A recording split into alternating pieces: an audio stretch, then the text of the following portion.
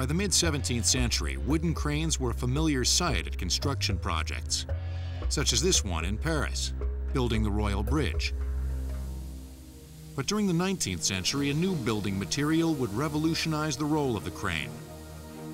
With the advent of mass-produced steel in the late 1800s, that just opened the door for cranes because we found a new building material, and with that we were able to increase our structures a great deal. We took a quantum leap.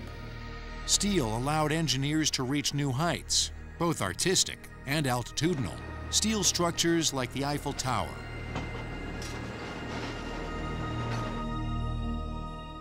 the Statue of Liberty, and the hundreds of turn-of-the-century skyscrapers were dependent on new modern cranes, which were also made of steel and thus exceptionally strong for their weight. Although early cranes were steam-powered, ultimately they would employ the internal combustion engine. Companies familiar with structural steel construction and companies experienced with heavy-duty equipment began offering cranes for large-scale projects. As architects continue to make bigger structures, crane manufacturers joined them in the race for the sky. Since the skeleton-framed cranes could easily be built up by simply adding more sections. Today, companies can make cranes to whatever height their clients need. Some have topped 35 stories. Nearly every iconic architectural and public works project, from the Empire State Building to the Hoover Dam, has relied on cranes. Cranes are easily the most important piece of large equipment on any job, and they can be one of the most complex. For example, you may have a 300-ton capacity mobile crane, but that doesn't mean that it will lift 300 tons anywhere it will reach. And so you have stability limitations, and that would mean that the crane would be lifting the maximum capacity with the boom fairly vertical. As you begin to boom down or to extend the reach, what we call the radius, then you're not able to lift near as much. A crane operator needs to know not just what his maximum weight limit is, but where and what that maximum is at any given point in the arc of his lift. If he doesn't, he could seriously injure himself and his co-workers. You're defying the law of gravity and you're doing it in close proximity to people. So anytime that you do those things, then there are a number of bases that have to be covered for the lift to go safely. And many times those bases aren't covered, and you have some pretty serious accidents, and many times they're very catastrophic. Nearly every serious crane accident ultimately can be traced back to human error. Often, the end result is a crippled crane. Occasionally, lives are lost. One of the most serious modern crane accidents was in San Francisco in 1989. 5 people were killed when a crane fell 16 stories. Next, some of the largest cranes ever built never lift anything heavier than a svelte 30-ton container. A crane operator can make between $60,000 and $100,000 per year, depending on seniority and location. Overtime can push the number even higher. Cranes will return on Modern Marvels. We now return to cranes on Modern Marvels. Looming like steel dinosaurs along the waterfront of major port cities, giant container cranes are the workhorses of the crane world. These 200-foot-long, 350-foot-high, 22-story cranes stand at the pier waiting for their ship to come in. But they don't wait for long and they don't stand still, because these mega cranes can roller skate. A container crane will move up and down the dock. That's the gantry motion. It will move in and out towards the ship and away from the ship. That's trolley motion. And it'll hoist up and down. That's hoist motion. So we call them a gantry crane because they gantry. Rolling on wheels along rails parallel to the docks, gantry container cranes weighing 1,320 tons have revolutionized the shipping industry with their efficiency. Each ship is divided into 50-foot sections. with a few cranes loading or unloading at the same time, each crane working a section while discharging 30 containers an hour.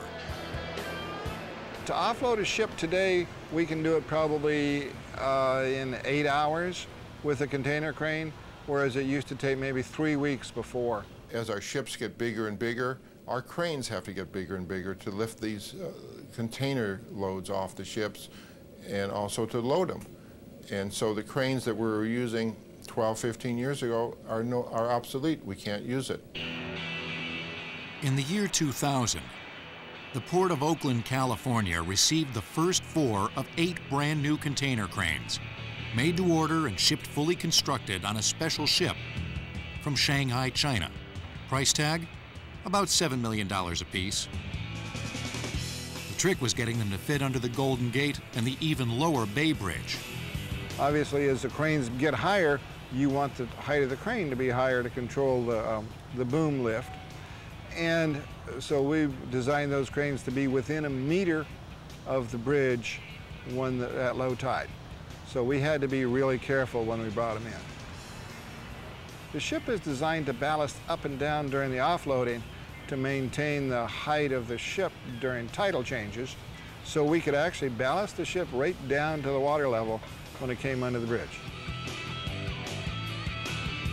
Because they're unloaded, fully assembled, the cranes like these at Oakland are usually up, tested, and working within 15 days of arrival. Which is good because ports like Oakland are always busy, with an average of 5 to 7 massive ships loading and unloading each day. Electrical engineer Wan Yong, who works for ZPMC, the company that built the cranes, helps ensure that the cranes are working properly. Wan Yong gives the cranes a quick test drive before they go operational.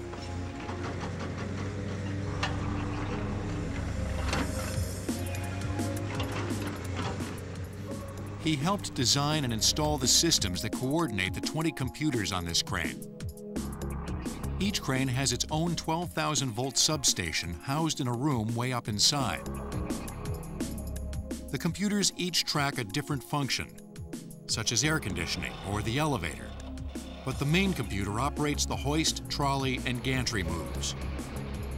Unlike on a tower crane, the cab on a container crane does some traveling. 2 joysticks operate the hoist and the trolley. Another computer keeps the cranes from gantrying into each other. An interesting thing about a container crane is that it's a very specific design. All it does is move containers. Handles cargo on and off of ships. They don't do heavy loads, they don't do a lot of unusual things, but they do move containers very fast. The cranes are designed around standard container sizes, usually 40 feet by 8 feet. Inside each container are 20 to 30 tons of goods to be shipped or unloaded, possibly onto a truck or a rail car. A coupling device in the crane hoist connects with the 4 corners of the container, hooks it, then hoists and swings it up and away, as high as 140 feet above the dock. Using containers to ship things may seem obvious, but they've only become the industry standard since their first application in the 1960s. Early dockside cranes didn't need to be nearly as strong or tall. Every box sat on a pallet. We reached down with a crane, lifted up the pallet, took it off, set it on the dock, and then moved the pallet around with a forklift. The first containers were built here, and the first container cranes were made here.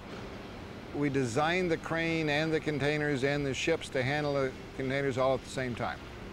They were designed together.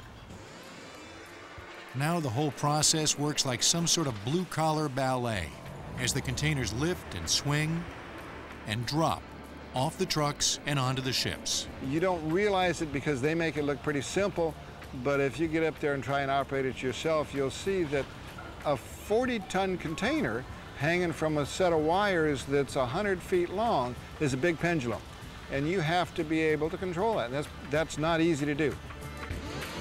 Not all waterfront cranes are giant container cranes maneuvering to load big ships. Some, like this railway gantry, are more construction-oriented. And these seasoned veterans actually help build ships, towboats, and barges in Jeffersonville, Indiana, along the Ohio River. Well, the shipyard was established in 1830s as the Howard Shipyard, and later became Jeff Bode in the late 30s. And at that time, the cranes were put in place by the Navy. The originals now have been replaced by the ones we have now, which are 1960, 1970 models. Weighing in at about 300 tons and topping out at 95 feet. These gantry cranes are put to all-purpose use here in this shipyard, moving unwieldy materials and building ships. Sometimes they have to work as a team.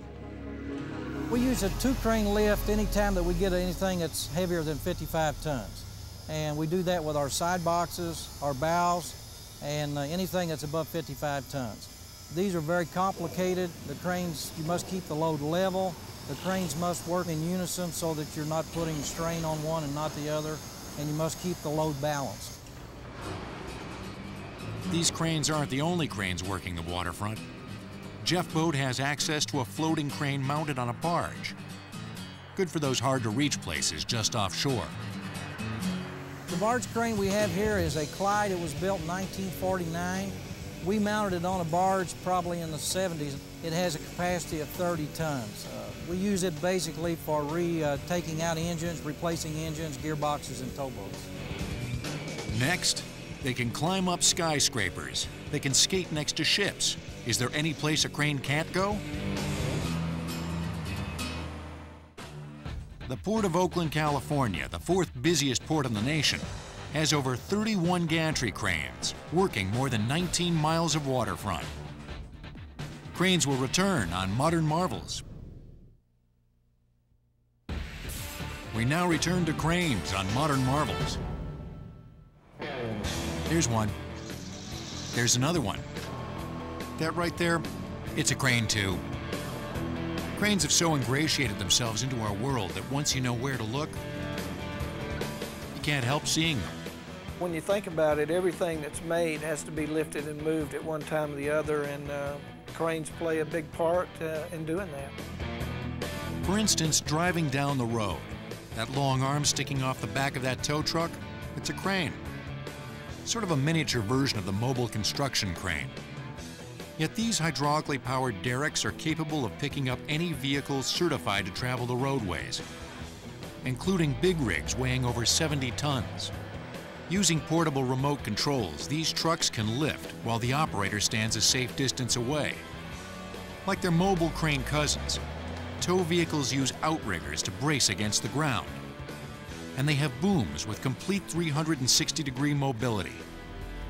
The crane is such a vital element of the auto towing industry that it was a key component of the very first tow truck ever built.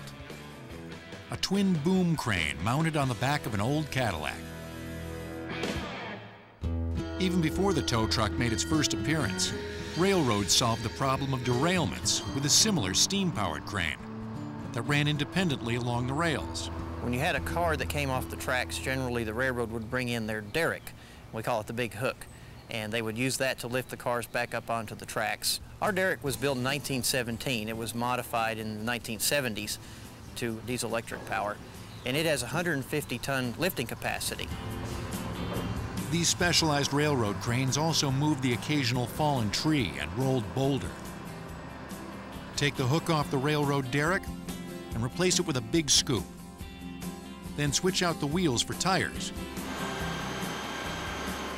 And you've got yourself a construction shovel.